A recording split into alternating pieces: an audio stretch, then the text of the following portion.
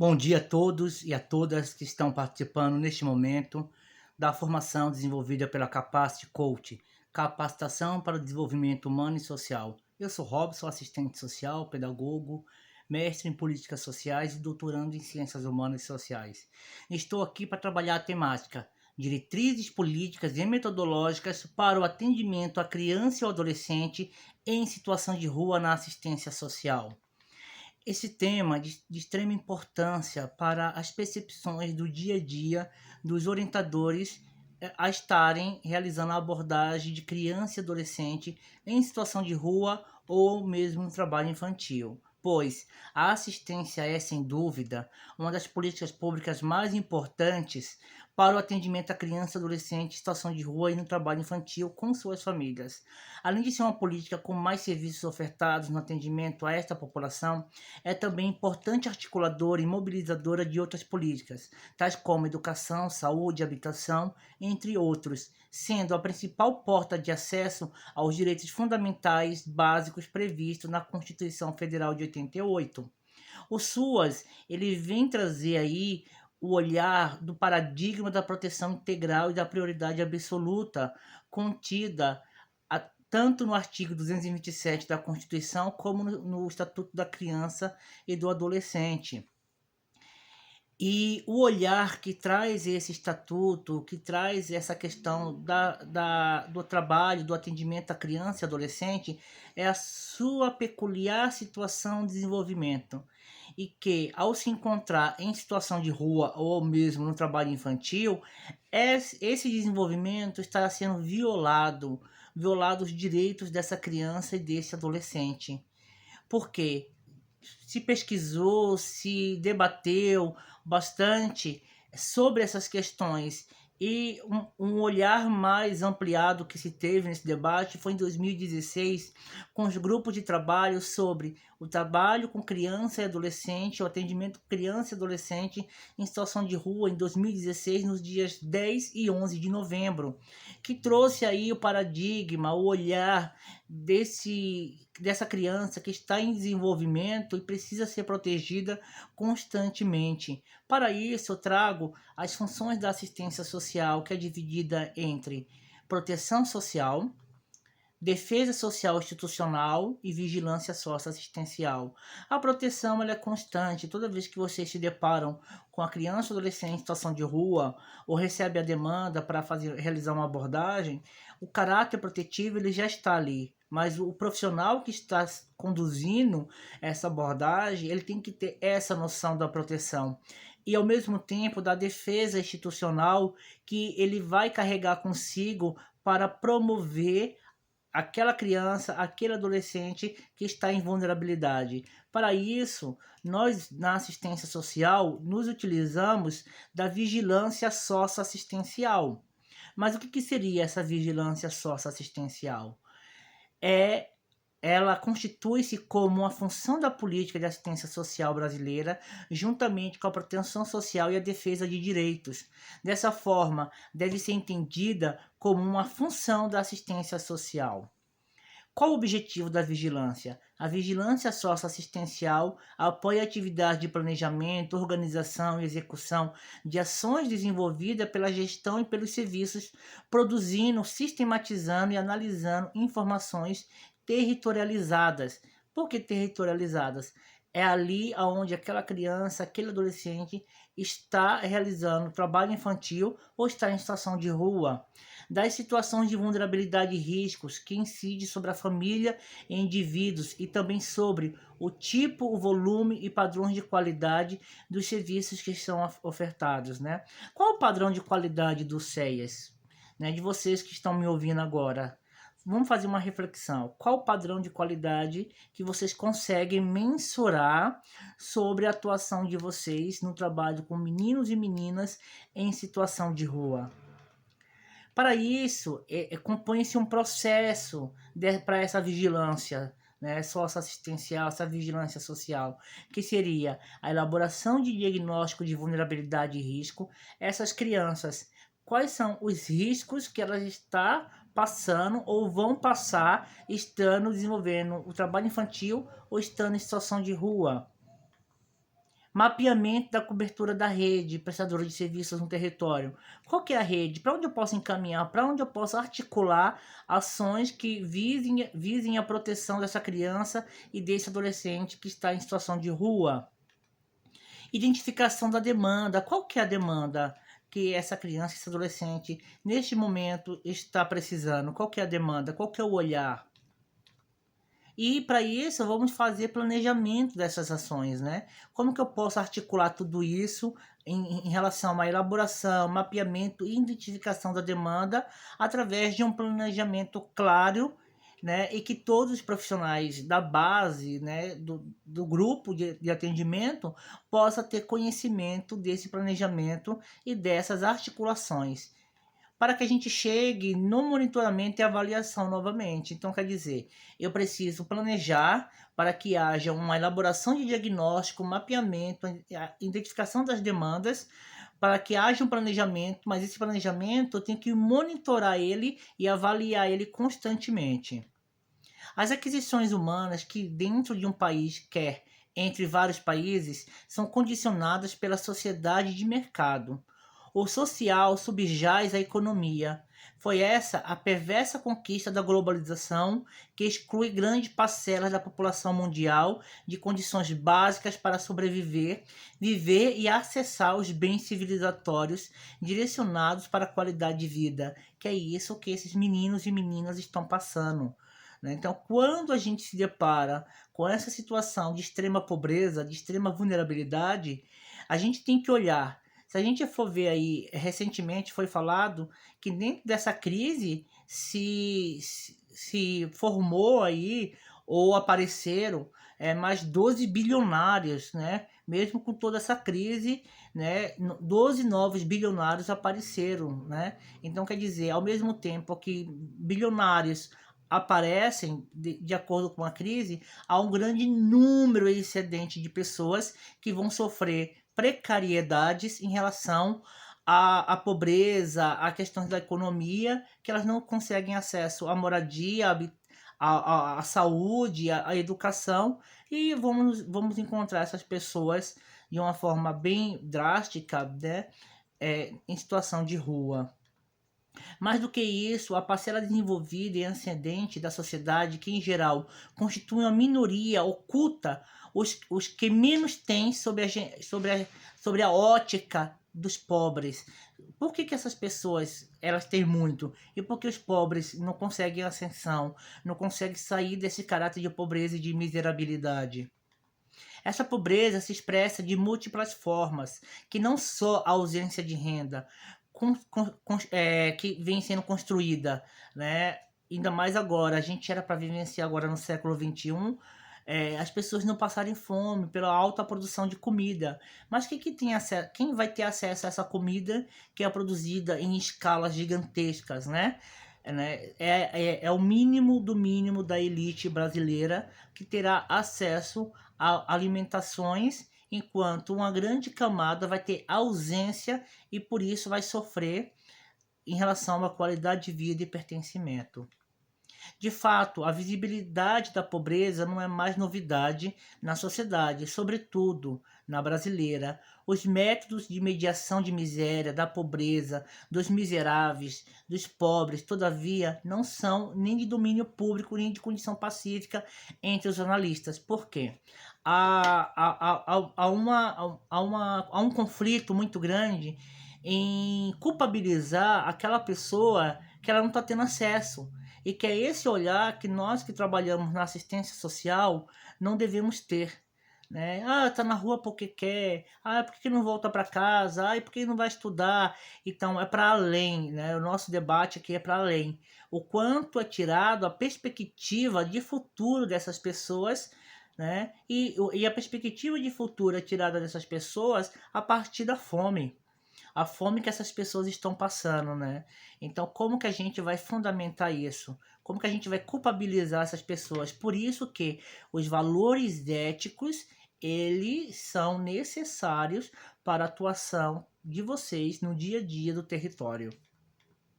O território também representa o chão do exercício da cidadania, pois cidadania significa vida ativa no território, onde se concretizam as relações sociais e as relações de vizinhança e de solidariedade.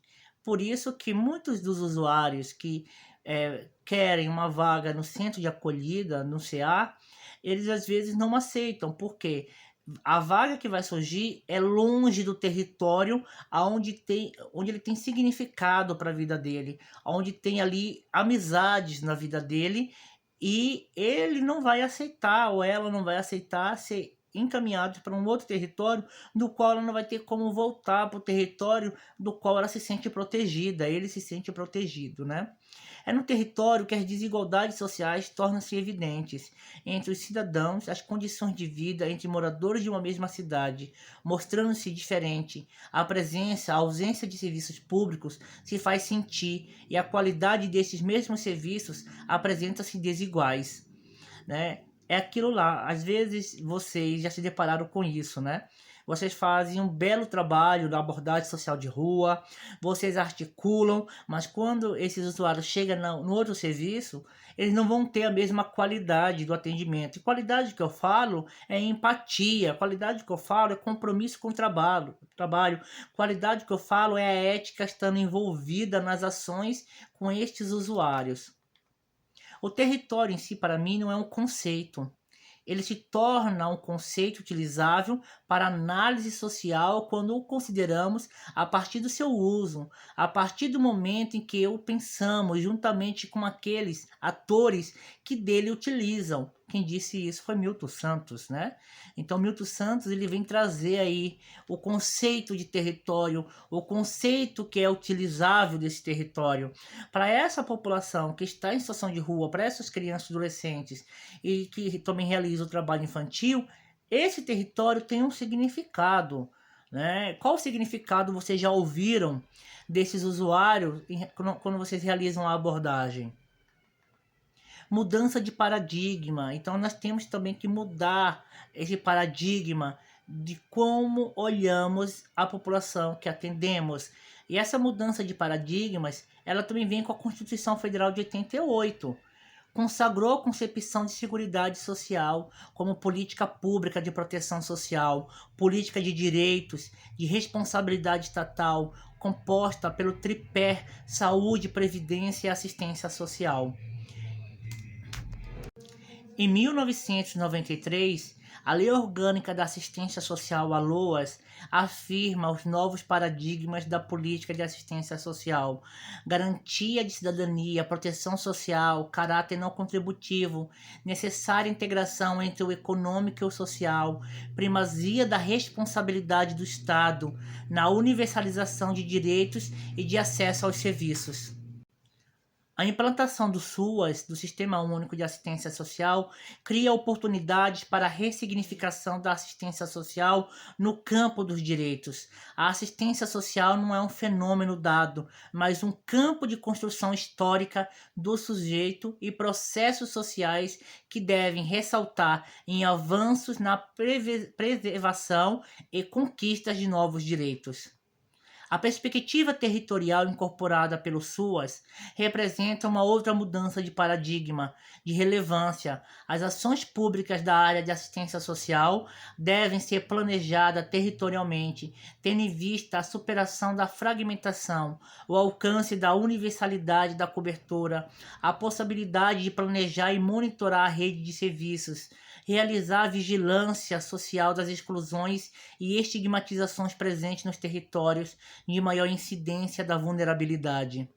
O território é a base de organização do SUAS, mas é necessário elucidar que o território representa muito mais do que um espaço geográfico. Assim, o município pode ser considerado um território, mas com múltiplos espaços intraurbanos que expressam diferentes arranjos e configurações socioterritoriais. O território são espaços de vida, de relações de troca, de construção e de desconstrução de vínculos cotidianos, de disputas, de contradições, de conflito, de expectativa e de sonhos, que revelam os significados atribuídos pelos diferentes sujeitos. Então, não é porque aquele homem, aquela mulher, aquela criança está em situação de rua que os sonhos acabaram, que os sonhos findaram, né? É no território que se constrói também uma vinculação de familiar entre eles, de proteção, de atribuições, de vínculos fortalecidos. É também o território das políticas públicas, aonde se concretizam as manifestações da questão social e se criam os tensionamentos e as possibilidades para o seu enfrentamento. O dimensionamento dos riscos e das vulnerabilidades como condição prioritárias na assistência social não retira a preocupação com o desenvolvimento da atenção ao quase risco ou com a descoberta de iniciativas inibidoras da presença ou do agravamento da vulnerabilidade. Só assim, a assistência como política pública alcançará sua efetividade, que é dar o quê? É dar voz a esses usuários, é dar pertencimento a esses usuários, que a política pública que vocês realizam não é um favor, mas eles têm direito de ser atendido, têm direito de ser orientado, têm direito de participar da política pública. Enquanto isso, observamos uma instrumentalidade, como a gente pode instrumentalizar essa nossa ação de trabalho, né? Através da observação. Então, a observação para os trabalhadores do SUAS que trabalham no CEAS, desenvolvendo abordagem social de rua, a observação é essencial. Se vocês perderem essa perspectiva, vocês perdem o trabalho.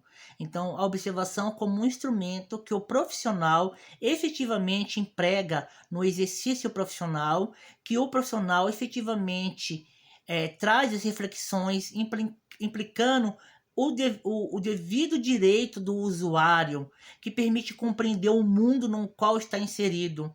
Assim, permite uma compreensão diferenciada com a finalidade de superar a fragmentação vista e reconstruindo a sua totalidade. Então, essa observação é de extrema importância, que cada orientador socioeducativo, cada técnico, tenha em mente que a sua observação ela é um instrumento de trabalho.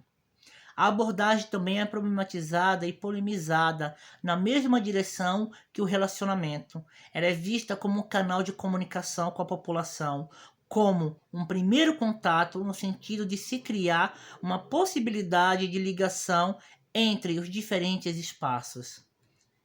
Aí a gente viu no primeiro momento que a observação ela é um instrumento inicial que todo profissional tem que aprender a observar. Aí a gente entra para o momento da entrevista, da conversa, do diálogo, consensualmente entendida como um instrumento que é empregada quando se faz necessário entender um pouco mais sobre o usuário, seus questionamentos, suas queixas, manifestações, objetivando o alcance de determinadas finalidades com dada direção. Então, ele quer ir para um centro de acolhida. Vamos fazer uma entrevista com ele, se ele quer, como que ele vai se estabelecer. Então, ali articular também com esse usuário a importância de como também funciona o centro de acolhida, né? A entrevista assim também poderia mobilizar outras ações profissionais e outros procedimentos, né? Para dar continuidade a esse usuário enquanto política pública. Definir uma metodologia de intervenção significa exercer a difícil arte de tomar os pressupostos teóricos básicos adotados, transformá-lo em diretrizes operacionais de trabalho, processos e técnicas de abordagem dentro do conjunto das relações sociais que se pretende. Vamos lá.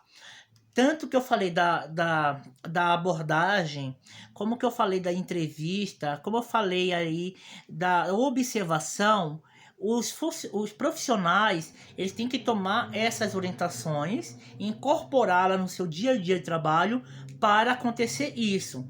As diretrizes operacionais de trabalho enquanto um conjunto das relações sociais para alterar esta realidade.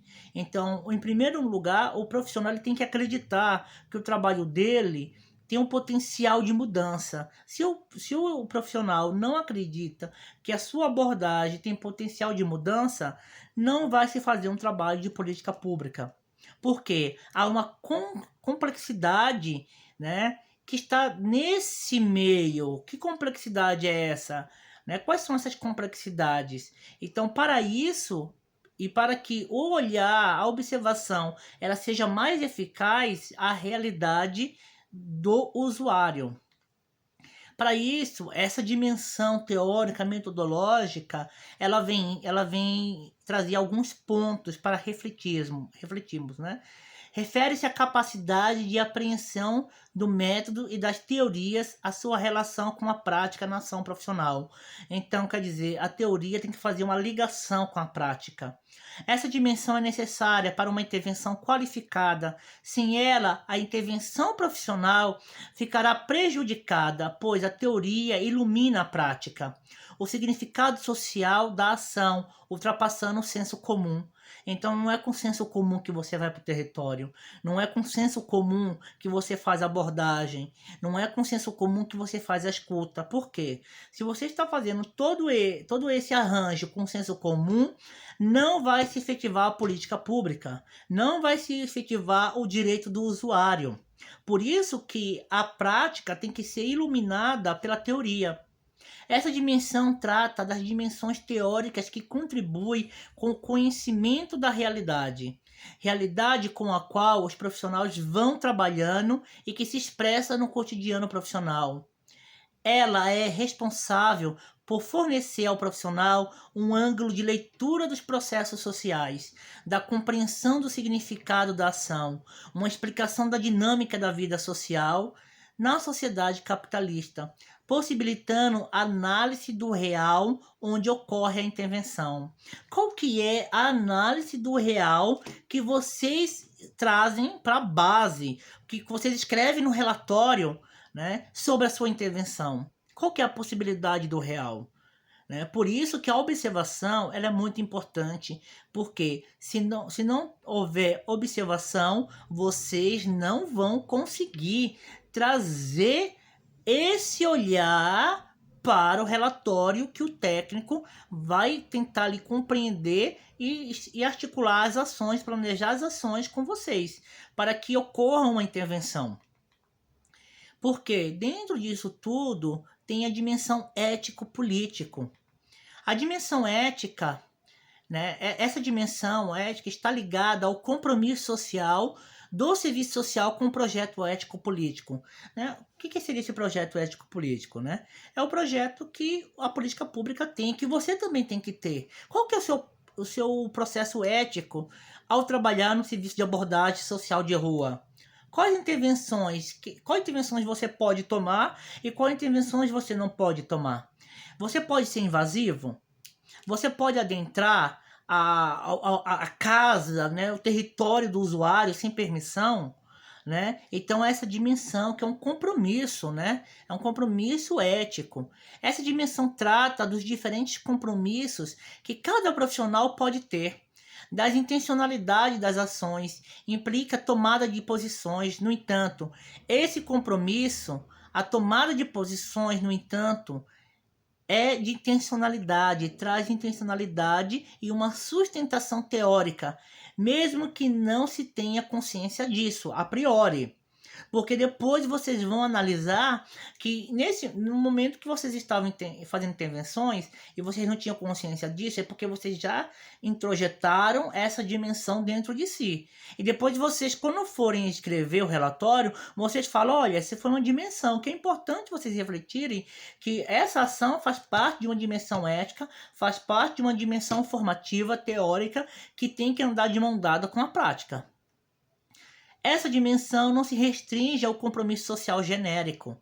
Aquele compromisso, eu vou lá, vou fazer uma abordagem, tem que ir mesmo. Então vamos lá fazer esse trabalho. Eu vou lá, posso falar que o usuário é vadio, eu não quero atender. Então isso não é. Então que compromisso você tem de verdade quando você sai de casa e vai trabalhar com a abordagem? Qual o compromisso? Essa dimensão envolve o projetar a ação em função dos valores e finalidades do profissional, da instituição, da população. Ela é responsável pela avaliação das consequências das nossas ações ou a não avaliação dessas consequências. são as diferentes posições e partidos que os profissionais assumem. No fazer profissional, ela só pode ser vislumbrada se o profissional realizar ações conscientes e críticas, vinculadas a um posicionamento político da defesa de direito do usuário. Essa dimensão consciente e crítico, muitas das vezes, aquela pessoa que está agindo, ela pode não ter, mas o colega que está abordando junto, ele tem que ter. Alguém ali nessa relação ela vai ter que ter, porque ela chama o colega para a realidade. Porque se ela não chama o colega para a realidade, ela está sendo omissa. Ela está sendo omissa na defesa do direito do usuário, e isso é grave, né? Não pode ser pensada desvinculada da política, por isso que tem uma gravidade, porque toda sua ação ela tem uma intencionalidade de política pública. Aí a gente vai entrar agora na dimensão teórica operativa. Essa dimensão trata-se da execução da ação que se planejou, tendo por base os valores, as finalidades e análise do real. Voltamos lá na observação. O quanto essa observação é importante, porque através dessa observação a gente vem novamente para a vigilância. Então, dentro da vigilância, dentro da observação, o que nós planejamos para fazer as ações no território em conjunto com o usuário, né, analisando e executando as políticas públicas. Essa dimensão é a mais aproximada da prática profissional. Propriamente dita, por assim dizer, ela traz aí uma realidade muito dada. O profissional já está inserido nessa realidade, o profissional já expressa a escuta ética, o profissional já expressa o compromisso que ele tem de quando tem uma solicitação que tem que fazer uma abordagem, o profissional já expressa todas as dimensões prática profissional propriamente dita. A dimensão técnica operativa envolve um conjunto de estratégias, táticas e técnicas instrumentalizadas da ação, que efetiva o trabalho profissional e que se expressa em uma determinada teoria, um determinado método, uma determinada posição política e ética. Então, isso tudo quer dizer o quê? Vocês fez lá o monitoramento, a avaliação, diagnosticaram em termos de necessidade de políticas públicas que aquela pessoa está naquele momento precisando, seja aspecto de saúde ou aspecto mesmo de encaminhamento para um centro de acolhida. Né? Então essa dimensão ela vai expressar esse posicionamento político seu, né? De quando você coloca lá no relatório que faz os encaminhamentos, qual que é o posicionamento político? Não é só encaminhar. Qual que são as ações, o olhar? É importante passar o olhar desse usuário para onde ele vai ser encaminhado, para que não caia a qualidade do atendimento e da escuta, né? Não pode ser considerada de maneira autônoma, uma vez que carrega em si demandas de diversas dimensões, né? Vocês saem em pares, em grupos para fazer abordagem. E um orientador, um profissional quer tomar sempre a frente, né? Quer fazer as decisões sozinho. A política pública ela não funciona como autônoma. Então, se vocês estão ali juntos, as decisões têm que ser tomadas em conjunto. Porque aí a gente vai percebendo o quanto é importante a gente trazer novamente aqui em relação à observação. Né? Isso tudo que nós falamos tem a ver com o foco na observação. Né? Que você não está desligado do contexto do trabalho, que você não está desligado da perspectiva, você não está fragmentado. Então, como é importância a gente ter essa observação para que a política pública, o atendimento do usuário, ele não continue vivenciando uma desigualdade. Porque ele já sofre desigualdades de várias frentes, né? Ele sofre desigualdade alimentar, ele sofre desigualdade em termos de habitação, ele sofre desigualdade em termos de saúde, ele sofre desigualdade em termos de pertencimento. E não vai ser você, enquanto trabalhador da política pública, que vai fortalecer tudo isso novamente. Então é esse o cuidado que você tem que ter como trabalhador, mostrar que ele, enquanto cidadão, ele tem direito, né? Esse direito tem que ser exercido. Então a gente vai percebendo que A elaboração do diagnóstico de vulnerabilidade e risco social é de extrema importância vocês estarem realizando essa reflexão para fazer o mapeamento da cobertura da rede, porque muitas das vezes aquela necessidade do usuário ela não tem no território. Como que eu articulo isso? Como que eu converso isso? Como que eu converso com esse usuário? Né? E para que essa identificação da demanda ela tenha uma oferta de qualidade, né? Para que vocês, através do planejamento das ações, possa executar o monitoramento mais adequado e avaliação continuada deste usuário. Então, o quanto é importante a gente pensar essa política pública, pensar essa vigilância, pensar esse processo de trabalho que não é tão simples, não é tão fácil, mas nós temos que ter essa clareza em relação ao que a lei orgânica já em 1993 ela trouxe o paradigma da garantia de cidadania, da proteção social como caráter não contributivo, necessária integração entre o econômico e o social, é primazia de responsabilidade do Estado, mas o Estado enquanto responsabilidade, qual é a responsabilidade do profissional que está atendendo esse usuário? Qual é o compromisso desse funcionário que está? Por quê? O Sistema Único de Assistência Social, ele trouxe uma perspectiva de conquista de direito desse usuário.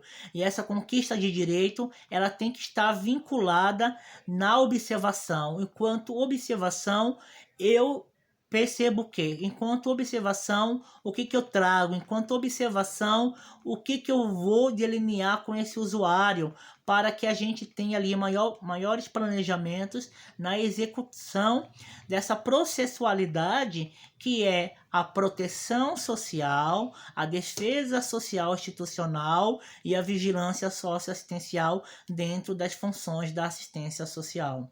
Espero que todo esse conteúdo, toda essa reflexão possa de alguma forma contribuir com a atuação do dia a dia de vocês no território e que o objetivo maior da existência desse serviço é a política pública voltada à população em situação de rua e, nesse caso, a primazia do desenvolvimento da criança e do adolescente, tanto sendo crianças em situação de rua ou crianças no trabalho infantil.